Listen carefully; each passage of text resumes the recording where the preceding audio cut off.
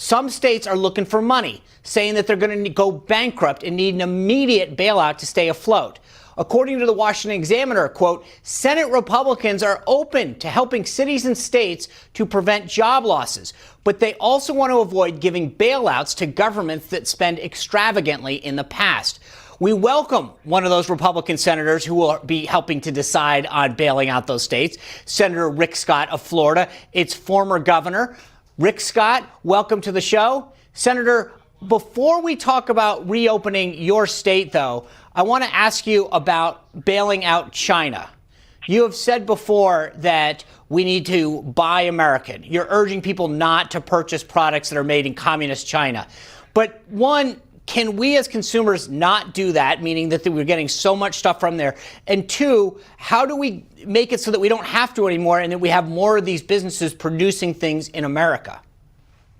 Sean, first off, we have to start asking our retailers where things are made, and then we have to do everything we can to buy American. And for sure, don't buy anything from communist China. Think about communist China. They steal our jobs, steal our technology. They put people in prison for their religion. They try to take away the basic rights of Hong Kong citizens. And now they were not transparent, and Americans died, and a lot of people lost their jobs. Buy American products. Now, I have a bill that would require companies like Amazon to disclose where things are made so you can make a decision. I'm hoping companies like Walmart will go back to what Sam Walton used to do, and he would promote American products. Because I believe Americans are fed up with communist China like I am, and will hold them accountable and also help American workers by buying American. So, Senator, first of all, I want to say I appreciate your leadership on this, and I hope more Americans will do this. But I think to some degree, it's a magnet. You walk into a store, you want the cheapest good. When you were governor of Florida, you attracted a lot of people and a lot of companies to Florida because you made Florida very attractive to do business in.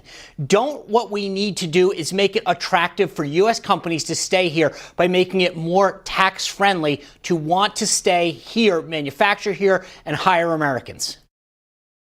Our companies added, while I was governor, 1.7 million jobs. And I went out and I recruited companies from all over the country. There were some states that are easier, like New York and Illinois and California, to recruit from. But what we did was we clearly have better weather in Florida. And we have I cut regulations. I stopped the permitting problems, but we also cut taxes by $10 billion. And I said, how can I help you as a business succeed so you add your jobs in Florida? And it worked. It did. And I think we need to do more of that as a country because there's a reason. At the end of the day, this is a bottom line issue. We've got to make it more attractive for companies to stay in America. It is disgusting that we are going over to China to get the very protective gear from a disease that they covered up. It has to stop. And I think on a federal level, we need to cut taxes, cut regulations, do exactly what you did in Florida on a national level. But let me pivot for a moment to something else that you've been leading on. The WHO has at best covered up for China, if not helped promote China through their propaganda. What are you doing to help expose what the WHO did and make sure it doesn't happen again? Well, clearly the WHO is not the World Health Organization. It's a propaganda arm for the Communist Party of China. That's what they've become. So I'm on the Homeland Security Committee. Ron Johnson is the chair. He's agreed that I will lead an effort to investigate them. So tell me, here's what I'm asking. What was the WHO's pandemic plan? Did they follow it?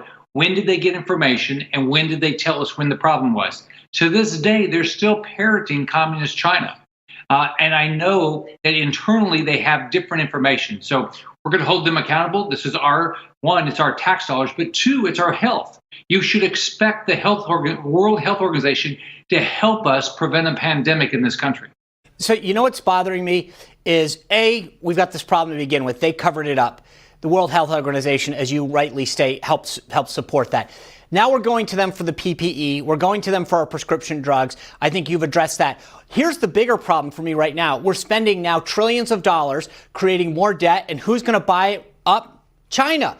We're actually making the problem worse. Now, Sean, it's crazy. I mean, we spent $3 trillion already. The people that are unemployed, we've got to help them. I grew up in a very poor family. I never met my dad. We lived in public housing. I want to take care of the people that struggle. Number two, we have to help our small businesses. But $3 trillion, We've got to think about how we're spending this money. And now Pelosi has another $3 trillion. We're going to end this year with at least maybe a $4 trillion budget deficit. And on top of that, $25 to $26 trillion worth of debt. There's a day of reckoning. Our kids, our grandkids, they're going to pay for this. There's no way in our lifetime we can pay for this. You would never do this to your family. Well, Governor, and speaking of this, when we saw through the last PPP bill, the companies that weren't ever intended to, not just companies, but the Kennedy Center, universities like Harvard got their paws into it and started to get out money that was intended for small businesses. Yeah. Now we've got the issue with states and localities potentially using this as a bailout. When you were governor, you were a good steward with your money. Now we've got to worry about big states getting their hand in the kitty to deal with problems that they had prior to the pandemic. How do we ensure that the money goes to help the people and the organizations that need it, but not as an excuse to bail out states or localities that had a problem before the pandemic? Sean, here's what we've done. One, we've given the states a total of $150 billion to use for the response to the coronavirus. Number two is we've given them $50 billion for their Medicaid program. Probably their Medicaid costs are down. We've given them $30 billion for their K-12 and higher education. Their costs are already down. So what we've got now is we've got governors like Andrew Cuomo, who he got elected when I did as governor back in 2010. And in those 8 years, what happened? He was mad at me all the time because I would come to New York and I would recruit companies and people, and they flocked to Florida. So here's what he wants now. Even though I have 2 to 3 million more people living in Florida, and he's got a budget double mine, he wants more. Right. He wants more of your money. So you come and you get sick and tired of New York taxes, you move to Florida, and now Andrew Cuomo's back. He says, I still want your taxes. Right. I still want you to pay for all my excesses. I don't want to balance that budget. I want to borrow more money, and you, Floridians, another state, you're going to pay for my excesses. That's what he wants. There's a reason they moved to Florida. Congressman, Senator, thank you for your leadership on this. I really appreciate you holding China and the WHO accountable. Continue to be safe. Good luck with the show, Sean. Thank you.